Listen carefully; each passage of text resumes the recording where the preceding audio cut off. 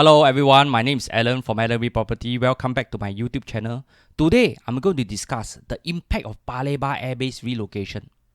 I always hear people say, wow, the government is going to remove the height restriction so my condominium in Hougang can go higher since Paya Lebar is relocating soon. And the government is going to increase my plot ratio because Singapore has no more land.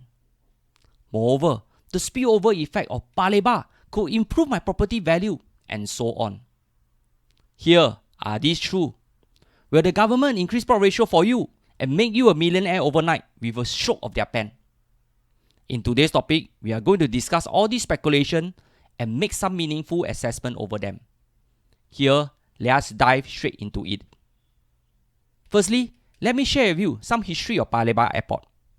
Paya Lebar Airport was officially opened on 20 August 1955.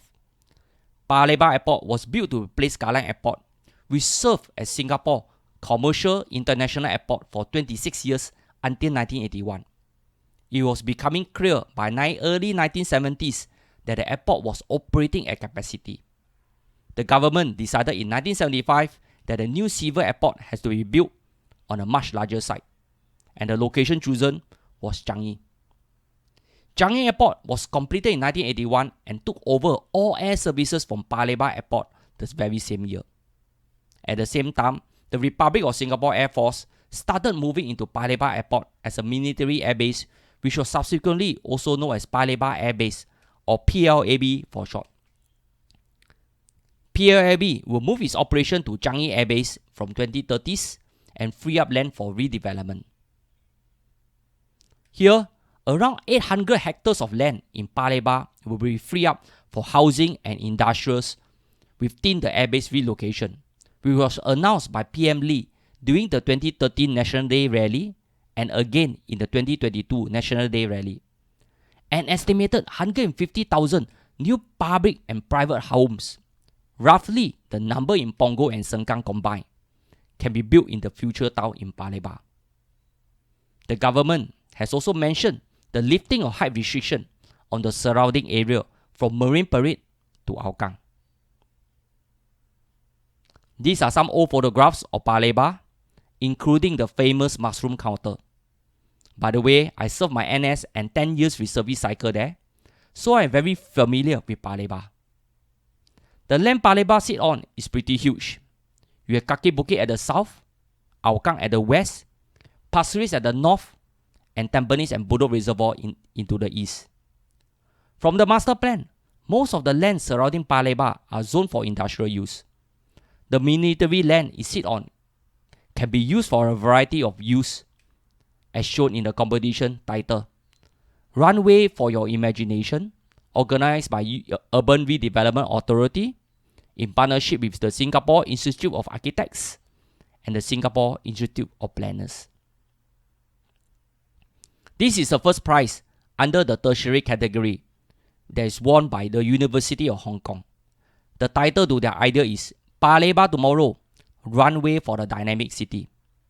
In their idea, Paya Lebar possesses tremendous potential to be developed as a future regional community and economic center in eastern Singapore. The planned Cross Island Line, the proposed Changi Airport Jurong and North Coast MRT links via Paya Lebar will strengthen Paya Lebar as a regional center and improve connectivity between communities outside the central region. Their concept master plan for the future Paya Lebar town encompasses the existing Paya Lebar and the surrounding industrial estate.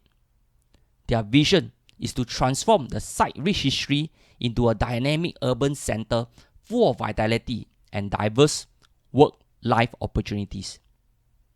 The runway forms a strong axis linking up to commercial and living centers, surrounded by 9 unique districts.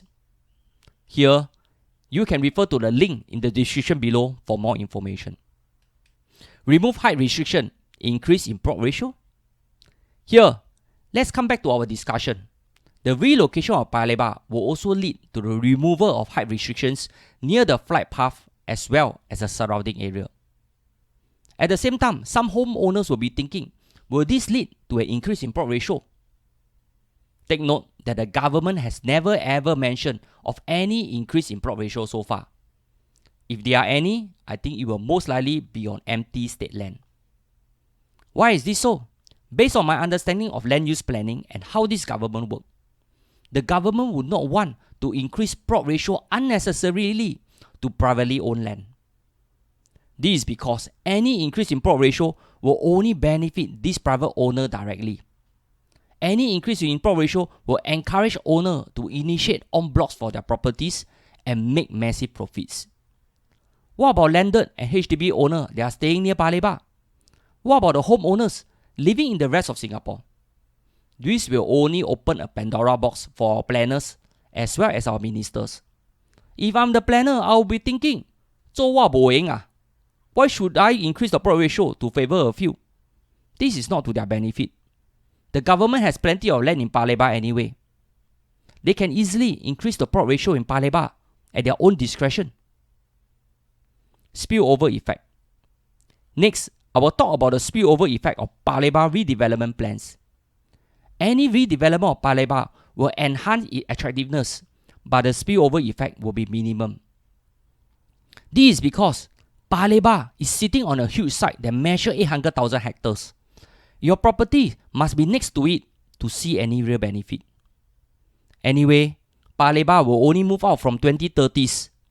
Redevelopment will likely take place from 2040s. So for those owners hoping to catch any spillover effect, you must be patient to wait another 20 years before you see daylight. Here, I only have one song for you.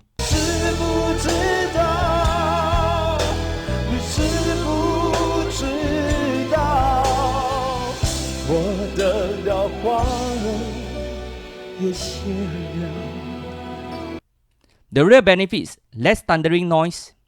The relocation of Paya Lebar will lead to less thundering noise from ISAF fighter jets and commercial planes.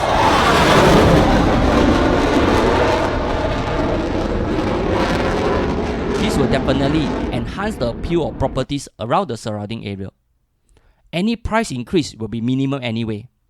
This is because people buy properties for many other reasons, and noise is only one consideration. Nevertheless, the relocation of Paya Lebar is a positive move for homeowners in Hougang to Kaki Bukit to Tampines. Here, I have come to the end of this video. I hope you have enjoyed it as I'm trying out my video shooting in this new format. I'm still getting used to it. Hope for your understanding. And lastly, see you in the next video. And remember to like and subscribe this video if you enjoy it. Thank you.